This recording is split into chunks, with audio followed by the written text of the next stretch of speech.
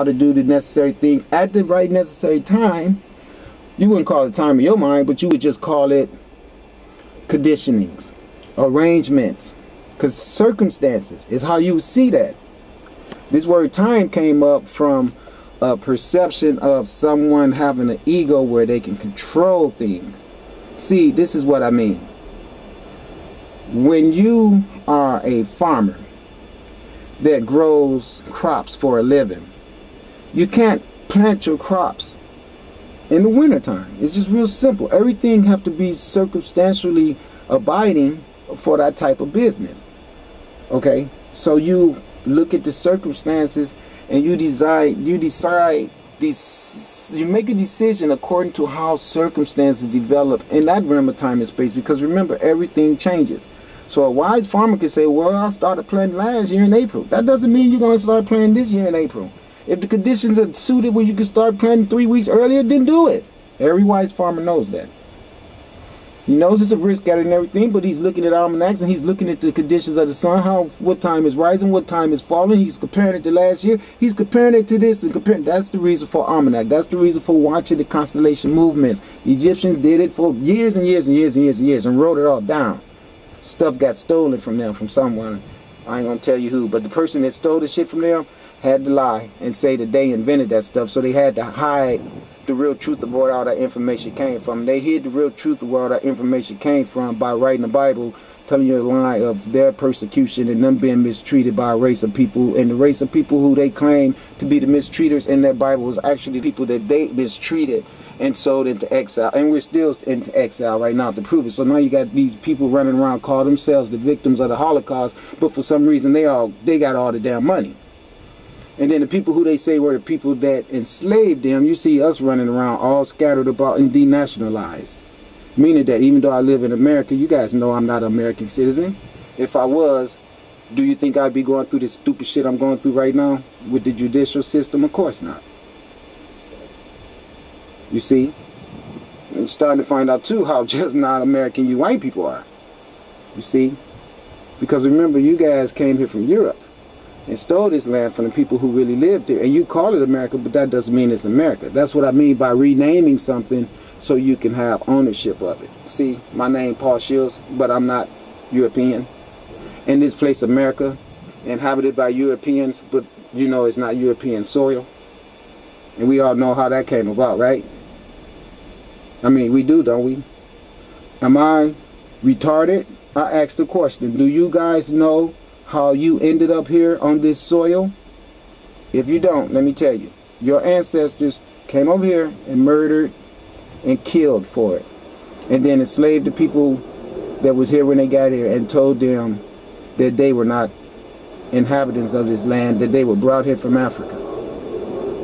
Which is the biggest lie ever told. The fact of the business is that these black people running around here that you call Mexicans, niggas, Latinos, Puerto Ricans, everything that's non-white, regardless to what brainwash you've put in their heads about who they are and where they came from, the real truth of the matter is that when you came here, the people that was here on this land got very mistreated by you. Their leaders, their priestesses, all their wise sages and grandfathers and grandparents were all mistreated and brutally murdered and savagely destroyed by you colonizers, if you want to call it that. You're not colonizers, you are invading murderers and land thieves. That's what I'm going to call it. I'm not going to let you hide behind your pretty name. That's the problem with it. Slavery just becomes slavery, and colonizing just become colonizing. But the activities of those two names seem to get accepted, you know, and that's what's the problem. You can't hide the atrocious deeds that went on for you to be sitting in your seat of government on this land and still perpetuate the same type of bullshit and then be happy about it without accepting the fact that you are, and always have been, a criminal nation of people. And this land that you are mistreating us melanated people on belongs to us. And it's just so disgusting that you could go all the way back to when you first got here and the Indians saved you, and they weren't even Indians. I keep saying that because it got pushed into my head all in your schools. But they were not Indians, because this is not India. The indigenous people that was here on this land, regardless to what they call themselves then, are the same people that's here right now. Again, being called niggers, undesirables, whatever. And you white people know that. That's why you hate us so much, because you hate us, first of all, because you have to live with the consciousness of what you did to have your prestige privileges around here on this land. So every time you see one of us, I know constantly you got to be with that guilt. And the best way to eradicate guilt is to have what's causing the guilt to come up removed. And so if you can erase it from your memory altogether, then you could try to fashion a mentality where after a couple thousand years you'll forget we ever existed. But see, here's what the problem is. You still will have to pay for the actions. Every action has a consequence. You see? That's why we're all feeling the belt now. I've always felt the belt, but now it done came back around and did a complete turn and came back at you. So something need to be done. So what need to be done is that people need to be honest about how all this shit happened and genuinely want it to stop for everyone. And not just sit up and still feel privileged and hope for one day that things could go back to normal and that you could still have the privileges that you once had, and then the people who always been deprivileged, oh, I don't care if they still end up deprivileged.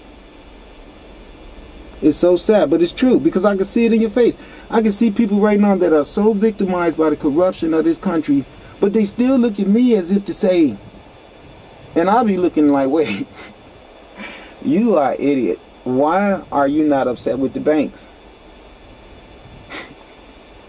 Why are you not upset with the motherfuckers is taking all your jobs away, giving them to, and don't get mad at me for saying this, because I ain't trying to perpetuate hatred, but they're giving all the jobs to the desirable people that they're making desirable now. So you, I hate to say it, but you white people need to shut the fuck up, because you the new niggas. Because black people can't be new niggas, because we all niggas. No, that's just being honest. The houses that's being stolen now are not being stolen from black people, because we never owned any. That's the reason why you European whites were targeted, because you guys have everything. So the greedy, I call this, what I'm going to call this fool? I'm just calling him the greedy. That's just a good name. So the greedy, I ain't even going to say nothing else, is the ones that's causing all the trouble, not me. And along with that, do please believe that there will be a system of monetary return involved with all this stuff. There's not going to be no way that the bad situation on this earth with the melanated people on their own planet is going to remain like this. Oh, you can forget that. You can forget that real fast. That's the reason why all those ships that's sinking in the ocean, all those planes that's acting crazy, the machinery that's not working. I know those lights went around the planet and farmed your shit and tore it up. I saw what they were doing. I know exactly what those lights were doing. I know what that light technology is. When I see it, I know what it's doing. It's all in the ground tearing up your shit. And I know that, because my mom be telling me. I know that your little planes, they ain't flying around as much. You motherfuckers are scared, ain't you? You should be. Being victimizing people on this planet. All the stuff you've been doing. It's funny and ironic as it sounds. I was driving my car today. I was coming home from the store and I was just thinking about all the bullshit I'm going through with the police and all this. And then I happened to look in the rearview mirror, and there was a police car behind me, right?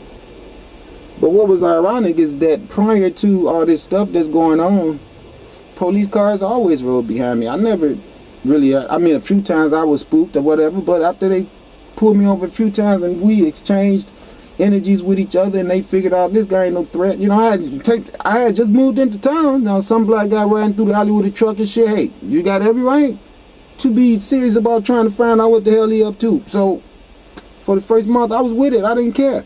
But then it went on for like 4 or 5 months, and I was starting to get really pissed off. But this was good. Every police that came prior to this idiot, I would call his ass Gomer or either Opie. Anything, that nigga name is Gomer. Opie Gomer is his name. So if I say Opie and don't say Gomer, just know that I meant Opie and Gomer, but I just don't feel like working that hard because I'm not going to give him that much energy out of me. So I might just say Opie a lot. But if I do say Opie, you put the Gomer behind it for me, all right? And if you got the energy, put Pal in there. So his middle name is Gomer, his first name is Opie, and his last name is Pal. Okay? So anyway, yo, I just really don't want to be trying to be, it's too much of an asshole menace behind this thing. But imagine me being in jail behind what he did. And then they're having to deal with all those type of conditions and all that. And this is real petty compared to that. The extremities of that. Okay? Having to fight in there and then get more time added on to you. Because they could chump up a charge on you and say you was trying to murder somebody. But you in there fighting for your life, because I've seen them put hostile enemies in circumstances with each other where they create an arena.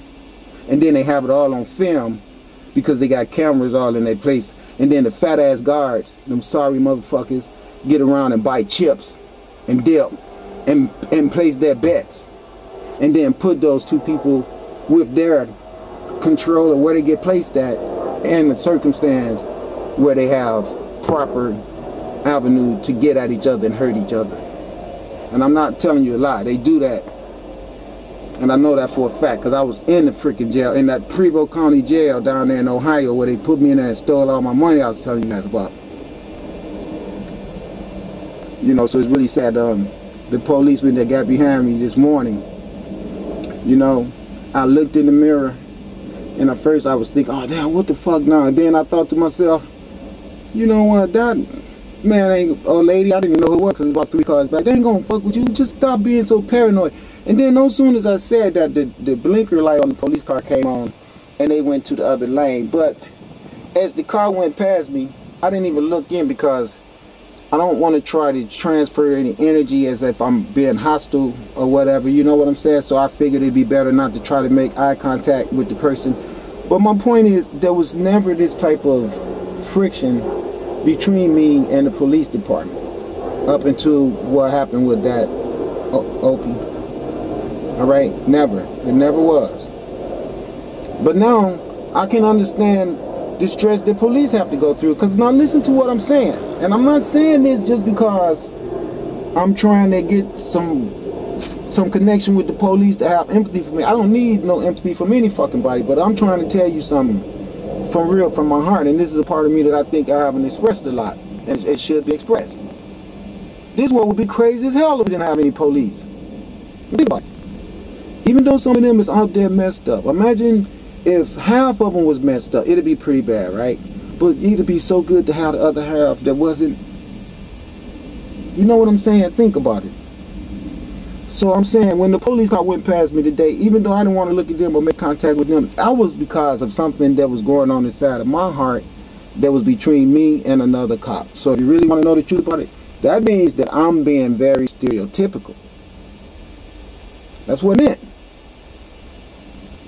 So that's the reason why I'm saying all this, because I don't want to put an ideal out to the whole world that I don't have a lot of faith in the world being able to produce police officials or military officials or any people of a leadership position that will not be out for doing the right thing. I'll be the last person to try to say that, because I know I'm one of those persons that, given a position like that, I'd stand up with honor and follow it to a letter that would be precise with a mission statement of trying to have the best improvement and eradication of decadence at all costs.